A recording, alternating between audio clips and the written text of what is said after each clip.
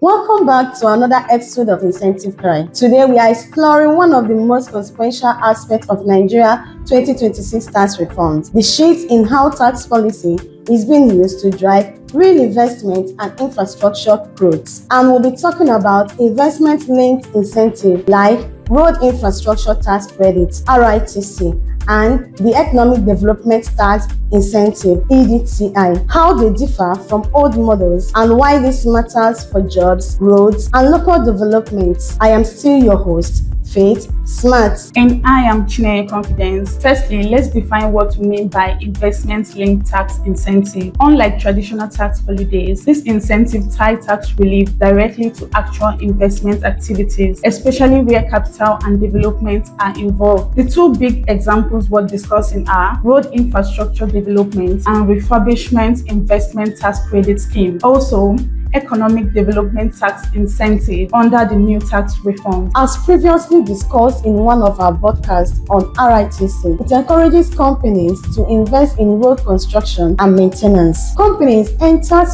credit for tangible projects, resurfacing roads, bridges, or links between towns. This is different from just getting a break on taxes for being in a sector. Instead, you earn credit for doing something tangible. However, there's been recent debate in tax and policy cycles about the future of RITC because the tax authority have questioned whether it fits within the mainstream tax regime. Some argue that abolishing it would impact ongoing road development investment, something to watch closely. Now let's talk about what's new, EDTI, which replaces the old Pioneer Status Incentive. Under the EDTI, as we all know, companies can earn a 5% annual tax credit on qualifying capital expenditure for up to 5 years. This credit can help offset future tax liabilities and even carry forward unused amounts. This is huge because, unlike the old model, where businesses simply didn't pay tax for several years, the new framework rewards real investment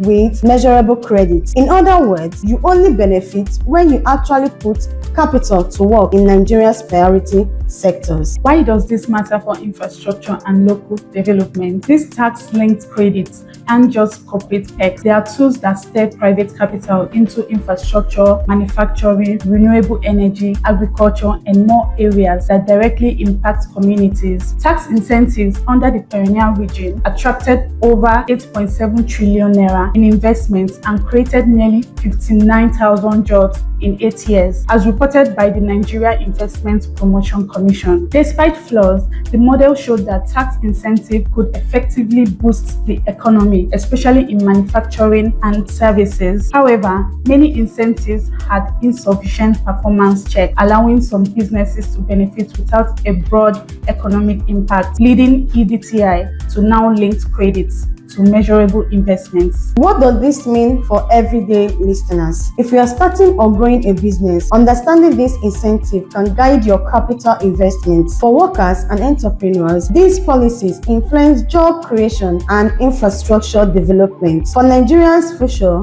this reform indicates a move towards promoting measurable productive investment instead of more tax giveaways. And that's our breakdown of how Nigerians' tax reforms are not just about collecting revenue, they are about shaping where and how investment flows into the economy. Thanks for staying with us to the end of this podcast. If this episode opened your eyes, share it with someone who's thinking about investing in Nigeria or just wants to understand how tax policy connects to real world growth. Stay tuned for our next episode. Bye.